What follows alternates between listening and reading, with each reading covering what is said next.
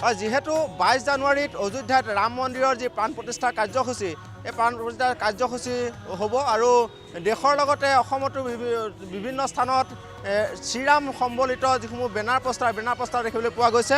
মই বৰ্তমান উপস্থিত আছোঁ শিলপুখুৰীত আৰু শিলপুখুৰীৰ পৰিৱেশটো এবাৰ দেখুৱাবলৈ অনুৰোধ জনাম। মোৰ সতীৰ্থ বিপুল মজুমদাৰ আছে। বিপুল মজুমদাৰে পৰিৱেশটো দেখুৱাব। এইসমূহ দোকান, এই দোকানসমূহত ইতিমধ্যে শ্ৰীৰাম সম্বলিত বিভিন্ন বেনাৰ পোষ্টাৰ দেখিবলৈ পোৱা গৈছে। লগতে বিভিন্ন ধৰণৰ গেৰুৱা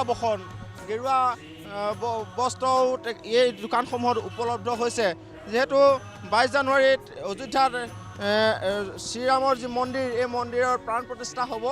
প্ৰধানমন্ত্ৰীগৰাকীয়ে প্ৰাণ প্ৰতিষ্ঠাৰ এই যি কাৰ্যসূচী, এই কাৰ্যসূচীত প্ৰাণ প্ৰতিষ্ঠা কৰিব আৰু তাৰ লগে লগে অসমতো আচলতে ব্যাপক উৎসাহ দেখিবলৈ পোৱা গৈছে। ইয়াৰ যিগৰাকী বিক্ৰেতাগৰাকীৰ পৰা আমি জানিবলৈ চেষ্টা কৰিম যে আপোনাৰ দোকানত বিভিন্ন ধৰণৰ গেৰুৱা সামগ্ৰী ইতিমধ্যে উপলব্ধ হৈছে শ্ৰীৰাম লিখা সম্বলিত।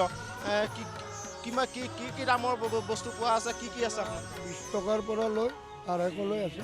ডাঙৰ একেবাৰে ডাঙৰটো 250 আৰু ইমান আপোনাৰ সৰু চাইজ, এইটো চাইজত